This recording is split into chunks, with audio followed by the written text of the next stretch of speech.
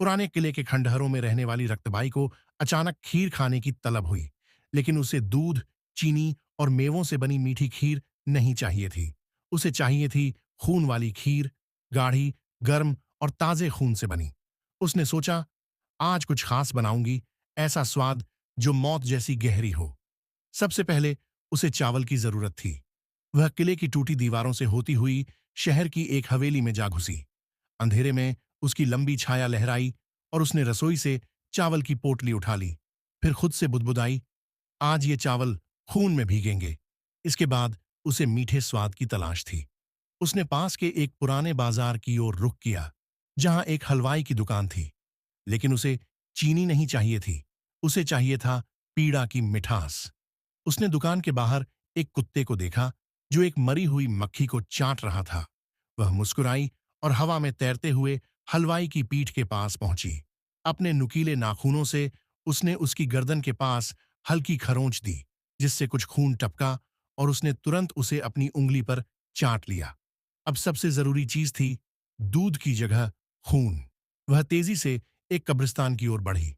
वहां एक ताजा कब्र से लाल मिट्टी हटी हुई थी।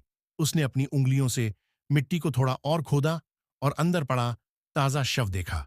मुस्कुराते हुए उसने उसकी नब्ज को दबाया और फिर अपनी हथेली से उसकी गर्दन काट दी। गर्म ताजा खून मिट्टी में फैल गया। रक्तबाई ने कटोरा भरा और बुदबुदाई, अब बनेगी असली खीर। पुराने किले के गुफानुमा रसोई में उसने चूल्हा जलाया, हांडी में खून डाला और धीरे धीरे उसमें चावल गिराए। चावल खून को सोखने लगे और हर दाना गहरा लाल हो गया। ऊपर से उसने हलवाई के घाव से मिले मीठे खून की कुछ बूंदें डालीं। पूरी जगह में सड़ी हुई लोहे जैसी गंध फैल गई। अब वक्त था इसे परोसने का। रक्तबाई किले की सबसे ऊंची मीनार पर पहुंची, जहां उसके जैसे ही कई अंधेरे प्राणी जमा थे, धुंधले चेहरे, टूटी हुई हड्डियों वाले साएं और बिना आंखों वाली रूहें। उसने कटोरा ऊपर उठाया और कहा, आज की रात मौत के नाम।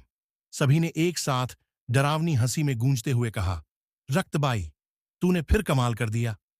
रक्तबाई ने पहली चम्मच मुंह में डाली। गर्म खून उसके होंठों से टपका। उसने आंखें बंद कीं और बुदबुदाई, स्वाद ऐसा जैसे किसी की आखिरी चीख घुल गई हो। और तभी दूर शहर में किसी के गायब होने की खबर फैलने लगी। शायद अगली खीर के लिए नया खून मिल चुका था।